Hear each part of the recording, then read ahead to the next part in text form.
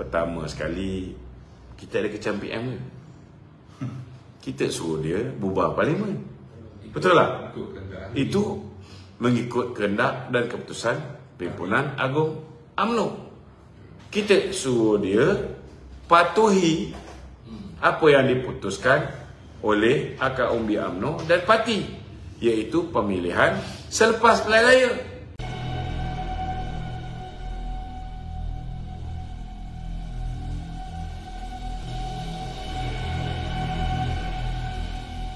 Kalau engkau ni buat benda yang baik, orang hormat engkau sebagai Perdana Menteri, kau nak takut apa untuk bertanding jawatan Presiden UMNO selepas pilihan raya? Betul tak?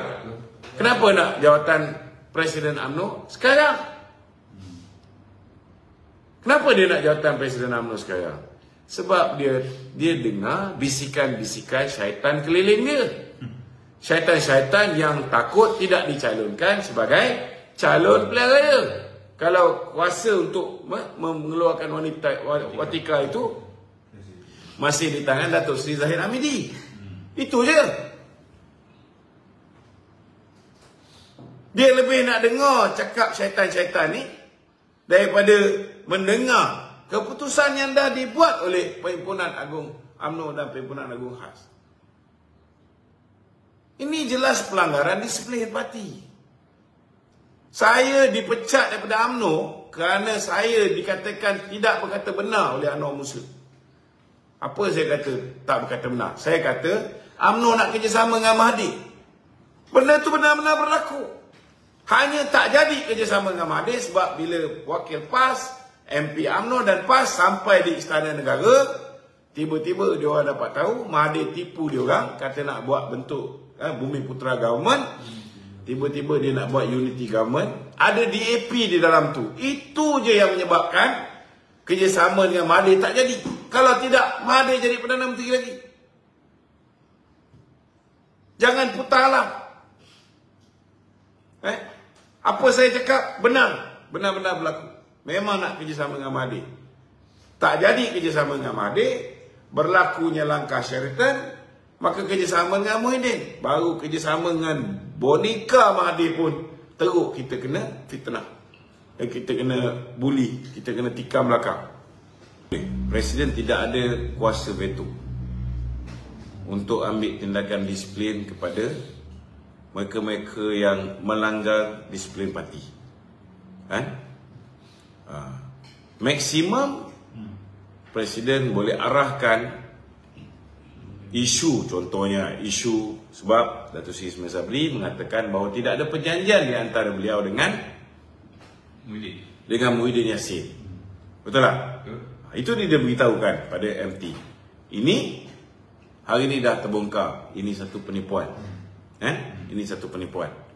Maka itu boleh dibawa kepada mesyuarat Majlis Kerja Tertinggi UMNO, dibincangkan dan parti boleh buat keputusan on the spot, tanpa perlu pergi ke lembaga disiplin parti. Contohnya, parti tak bawa kes aku mendedahkan tentang kerjasama yang nak dibuat oleh UMNO dengan Mahathir. Parti bawa kepada jawatan kepada Majlis Kerja Tertinggi UMNO, aku dipecat. Itu boleh. Tak semestinya dibawa kepada jawatan kuasa disiplin parti. Tapi kalau bawa pergi jawatan kuasa disiplin parti, parti akan dilihat lebih demokratik. Tetapi keputusan Majlis Kerja Tertinggi UMNO adalah muktamad. Jadi walaupun tak dibawa kepada jawatan kuasa disiplin parti, MT memutuskan aku dipecat, itu kita kena akui, kena terima. Keputusan itu muktamad. Salah ada satu je. Ketika mengundi tu, Syahidan Kasim angkat tangan. Dia bukan MT UMNO. Dia hanya pengurusi perhubungan. Pengurusi perhubungan yang bukan menang MT, bukan dilantik MT. Dia, status dia turut hadir. Bila Presiden ke minta pandangan dia boleh bagi pandangan. Tak boleh mengundi ya? Dia tak boleh mengundi. Itu sebab jawatan kuasa disiplin parti mencadangkan supaya pemecatan saya dibatalkan. Yang Johari Ghani sambut, dia kata tak apa, kita batalkan, kita pecat balik. Ini cerita dia. Jadi memang Presiden tak ada kuasa veto untuk pecah. Tak boleh. Kena bawa kepada Majlis Kerja Tertinggi UMNO. Lepas tu atas MT UMNO lah. Kan? Tak semestinya kalau Presiden UMNO nak supaya tindakan disiplin diambil ke atas salah laku yang berlaku. Apa salah laku yang boleh dihadapkan ke muka pengadilan? Pertama, menipu MKT. Membelakangkan MKT. Dia buat perjanjian dengan Muhyiddin, tak beritahu. Dia kata tak ada perjanjian. Kedua, bila parti arahkan untuk menarik sokongan terhadap Muhyiddin Yassin, dia dan rakan-rakan sewaktu dengannya memberikan taat setia kepada Muhyiddin pada ketika itu. Kena ingat, benda yang kau buat tu belum lagi ditutup kes dia.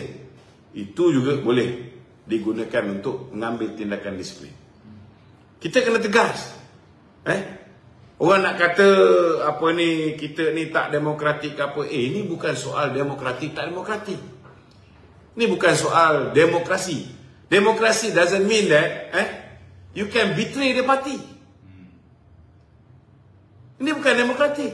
Dia dah tak letak kiblat dia tu UMNO. Tak ada. Kesetiaan dia bukan pada UMNO. Kesetiaan dia kepada Muhyiddin Yassin. Parti arahkan, tarik sokongan. Dia tak nak tarik. Dia sokong Muhyiddin kekal sebagai Perdana Menteri. Nampak? Nasib baiklah dia orang ni tarik sokongan pada Muhyiddin Yassin, pada Muhyiddin. Lepas tu dia gunakan strategi bagi SD kepada Anwar Ibrahim supaya Anwar gerakkan move. Anwar ada 105, campur dengan dia orang ni ada cukup. So bila Anwar melaporkan kepada istana bahawa dia ada cukup majoriti, itu kita tahulah planning pimpinan ni macam mana. Tujuan dia supaya Anwar move the motion. Pergi ke istana, beritahu dengan istana bahawa dia ada cukup jumlah untuk membentuk kerajaan. Bila Muhyiddin, kau pun tahulah Muhyiddin pun ada orang dalam istana juga. Kan?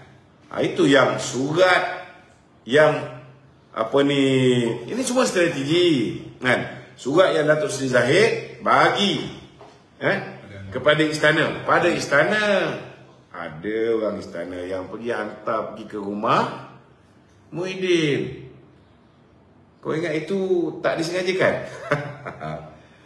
Jangan underestimate pemimpin-pemimpin kita. Kita pun bukan bodoh. Kerana dah panik, geng-geng ni nak bagi sokongan pada Anwar Ibrahim. Itu yang menyebabkan Muhyiddin bersiap sedia untuk melepaskan jawatan dan bagi laluan kepada Ismail Sabri.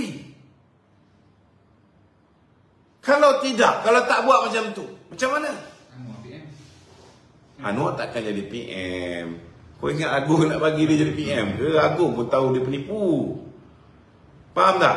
Tapi kalau Anwar ada enough numbers, Agung akan panggil balik macam mana ianya berlaku pada Februari 2020. Di mana semua 222 ahli parlimen dipanggil.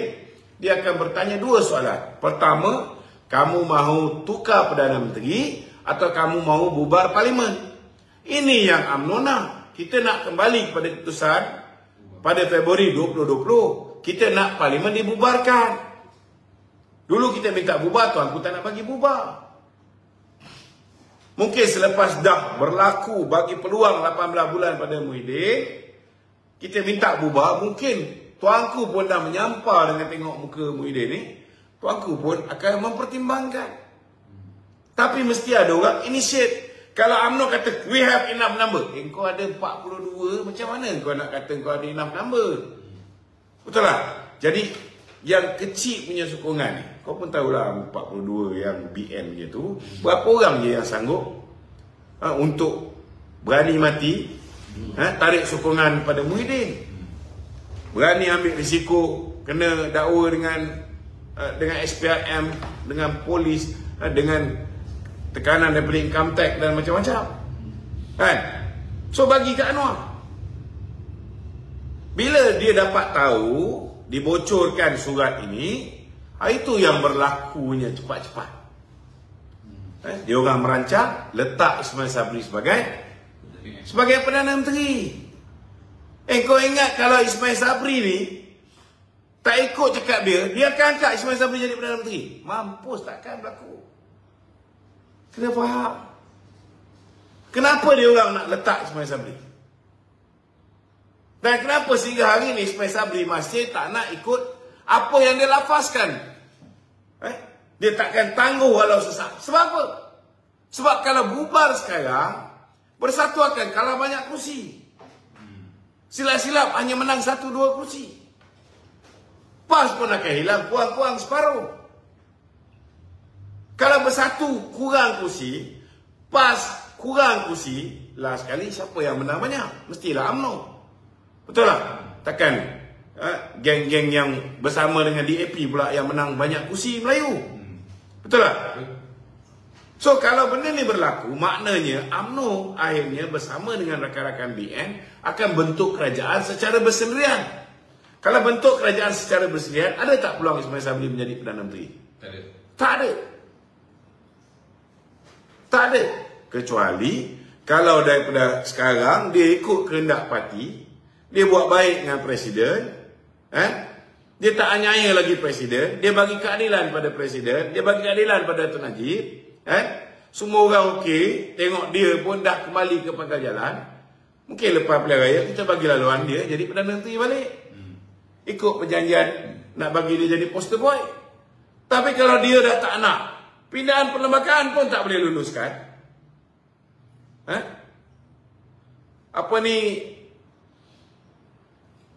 kes-kes mahkamah sekarang ada bukti nyata. Datuk Zahid terima daripada UKSB, dia kata rasuah. Muhyiddin terima daripada UKSB, itu political donation, dana politik. KJ terima political donation, Hishamuddin terima political donation, Syafiq Abdal yang lain terima political donation. Adil? Tak adil.